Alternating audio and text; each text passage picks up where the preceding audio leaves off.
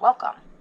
So we're continuing with unit rate. A unit rate is a rate that tells how many for one unit. So an example would be 50 miles per hour. That is saying 50 miles for 1 hour. 4 tires for 1 car. $3 per pound. And sometimes you're going to see it like this, written with the division symbol, or we call that a ratio. This is how we write it also, which might look like a fraction, but here it is a special type of ratio called a unit rate. So before we continue, please note you can get these worksheets on Amazon, Teacher Pay Teacher. Let me remove that. Follow me on Pinterest for other worksheets I've created, and this is Middle School Math Made Easy, simple visual math. Make sure you hit the subscribe button and hit the notification bell.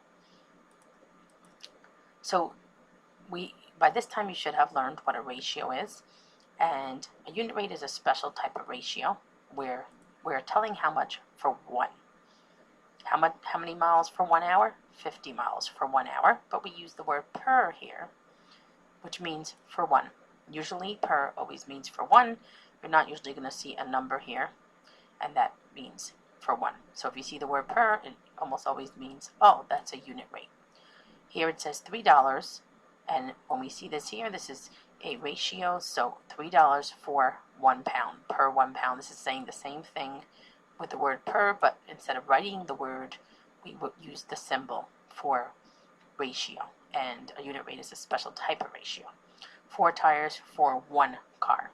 Unit rate comes up all the time when we are shopping, and most of the time now when you go shopping, especially on the internet also, you're going to see how much for 1 ounce, how much for 1 pound, how much per pound. Usually the unit rate is given to you.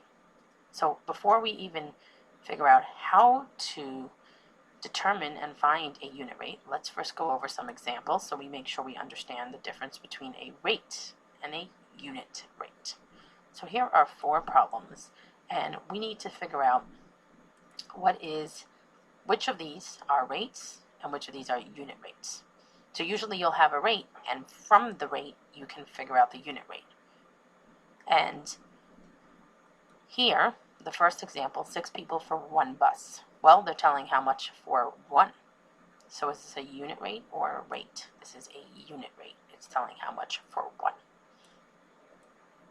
Now, if it's 6 people for 1 bus, then we can say, okay, for 2 buses, it's 12 people. That would be a rate.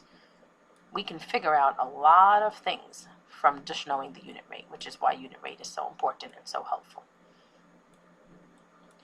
Let's look at the next example. So again, this is saying 54 cents per or for 2 pounds. Actually, we're not going to use the word per here. So 54 cents for 2 pounds. So you see this? This is how we write a ratio, which is a unit rate is a special type of ratio.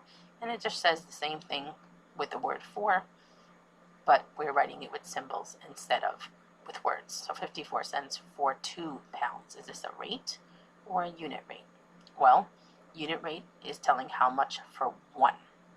Here, if they tell us how much for 1 pound, it would be a unit rate, but they do not tell us how much for 1 pound. They're telling us how much for 2 pounds. Can we figure out the unit rate? Certainly. But right now, all we're doing is figuring out, is this a rate or a unit rate? So this is just a rate. This is not a unit rate. And then the next one, 350 meters in 5.5 minutes. So again, is this a rate or a unit rate? For it to be a unit rate, we have to know how much for 1 minute. This does not tell us how much for 1 minute. It tells us how much for 5.5 minutes. So therefore, it is not a unit rate. It is just a rate. We can figure out a unit rate, and that will be from a rate, and that will be in a different video. And the last one, 60 meters in 1 minute. Is that a rate or a unit rate? So unit rate is a special type of rate, and here we see they're telling us how much for 1 minute. Therefore, it is a unit rate. So if you want more practice with this, you can get these worksheets on Amazon, Teacher Pay Teacher. All the links are listed below. I have also created other videos for middle school math topics, and you can follow me on Pinterest to see all the different types of worksheets I've created. These worksheets are good to use after the mini lesson and guided practice by teachers or homeschooling guardians. You can also use these videos in class to help your students understand. Make sure you hit the subscribe button and hit the notification bell. Thank you.